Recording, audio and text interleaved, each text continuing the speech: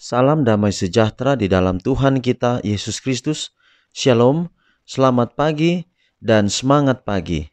Mari kita sambut berkat Allah di pagi hari ini dengan penuh sukacita. Dan berkat Allah yang pertama akan kita terima sepanjang hari ini adalah berkat firman Tuhan. Dan renungan firman Tuhan kita untuk hari ini dengan judul, Dia yang dicela akan diberkati. Dia yang dicela akan diberkati. Sebelum kita lanjut, mari kita tunduk kepala dan kita berdoa.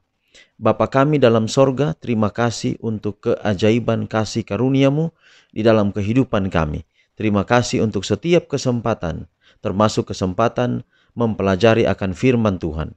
Biarlah pelajaran firman Tuhan boleh menjadi berkat dalam kehidupan kami, dapat menuntun kami untuk tetap setia kepada Tuhan sampai Yesus datang pada kali yang kedua. Berkati firman-Mu sekali lagi dan berkati hamba-Mu yang membagikannya. Dalam nama Yesus kami telah berdoa. Amin. Saudaraku, renungan pagi kita untuk hari ini 28 Oktober 2021 dengan judul Dia yang dicela akan diberkati. Dia yang dicela akan diberkati. Matius 5 ayat 11, berbahagialah kamu jika karena aku kamu dicela dan dianiaya, dan kepadamu difitnahkan segala yang jahat. Sekali lagi, berbahagialah kamu jika karena aku kamu dicela dan dianiaya, dan kepadamu difitnahkan segala yang jahat. Tidak pernah ada orang yang pernah hidup di dunia ini yang difitnah lebih kejam daripada anak manusia. Dia dicemooh dan diejek karena ketaatannya yang teguh pada prinsip-prinsip hukum kudus Allah.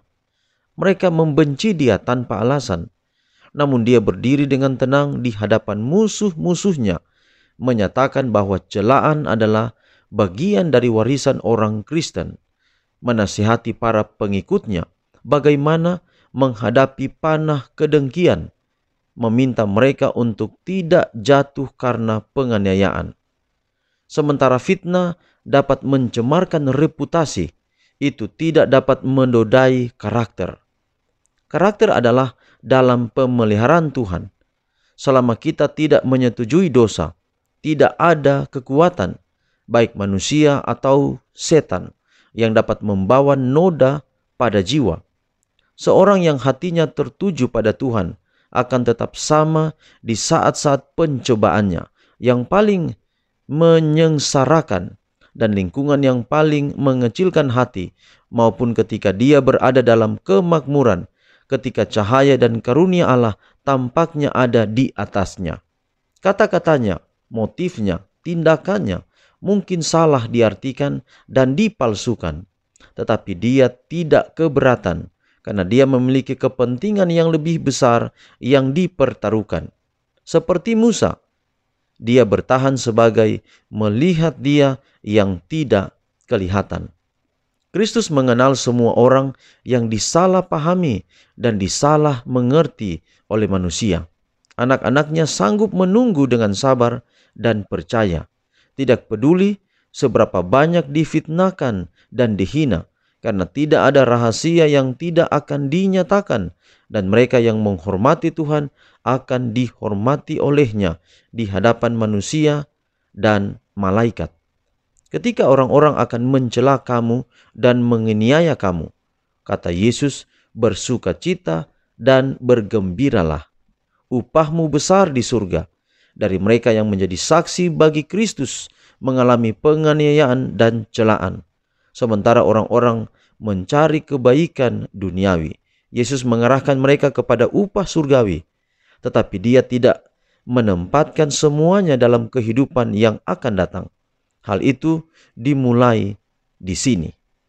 Saudaraku, demikian luar biasa pekabaran kita hari ini, mau mengingatkan kita. Bahkan ini bukan cuma sekedar mengingatkan, tetapi mau memberitahukan kepada kita bahwa hari-hari yang akan ada di depan, kecuali kita berpegang teguh pada Yesus, pada prinsip kebenaran, maka kita akan terus, ketika kita berdiri teguh, kita akan terus berada pada kebenaran. Yang akan kita hadapi, konsekuensinya adalah kita akan teraniaya. Pelajaran kemarin kita akan dicela, kita akan dihina. Tetapi firman Tuhan hari ini berkata bahwa fitnahan kepada kita, hinaan kepada kita, cercaan kepada kita tidak akan pernah melebihi fitnahan, cercaan, hinaan kepada Juru Selamat, kepada Yesus Kristus ketika dia terhina sebelum dia tersalib di atas kayu salib. Artinya bahwa dengan mengikut Yesus, konsekuensi yang akan kita terima adalah ketika kita menjaga kebenaran, kita akan dihina, kita akan dicela. Kita tidak buat kesalahan, tetapi kita akan dihina, kita akan dicela, kita akan dianggap bukan pengikut Yesus yang sebenarnya. Contoh misalnya, memelihara hari Sabat. Pemeliharaan terhadap hari Sabat sesuai dengan prinsip firman Tuhan, sesuai dengan prinsip Alkitab. Mulai dari kitab Kejadian hingga kitab Wahyu, bahwa hari Sabat Tuhan Yesus berhenti dari pekerjaannya bukan karena dia lelah, tetapi dia mau menempatkan hari Sabat sebagai hari di mana kita mengingat kita ada pencipta, kita ada Khalik yang melawan teori evolusi. Dan pada akhirnya kesimpulannya bahwa hari itu secara rohani adalah hari peristirahatan. Tidak hanya itu, tetapi hari itu adalah hari penyembahan kepada Tuhan. Hari penyembahan kepada Tuhan, menyembah Allah yang benar, worship atau ibadah adalah jatuh pada hari Sabat, hari yang ketujuh dari setiap pekan, dari setiap minggu, dan itu dimulai dari pekan penciptaan. Maka ketika orang lain barangkali tidak menyucikan Sabat, akan menghina, mencerca kepada orang yang memelihara Sabat, maka demikian dia yang dicela, dia yang teraniaya, yaitu Yesus Kristus, akan melindungi, akan memberkati.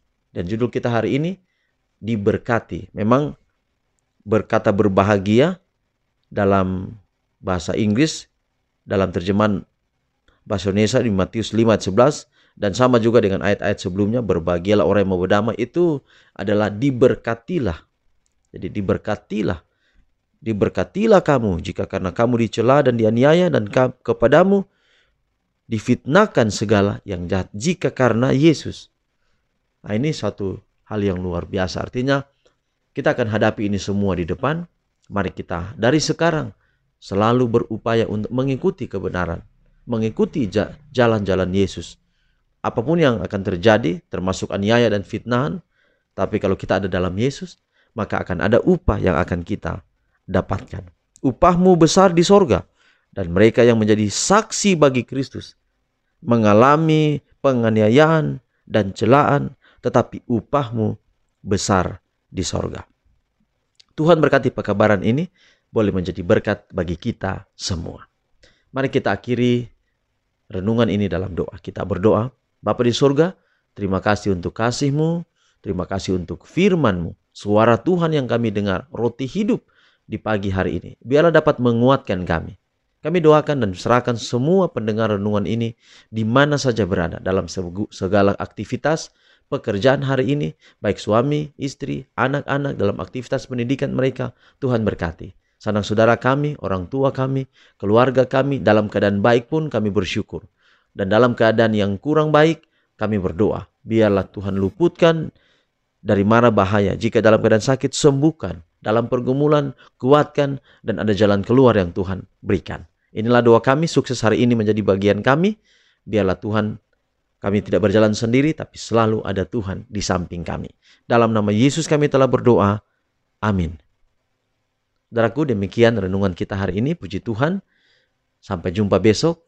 Biarlah Tuhan berkati saudara dimanapun saudara-saudara berada. Shalom.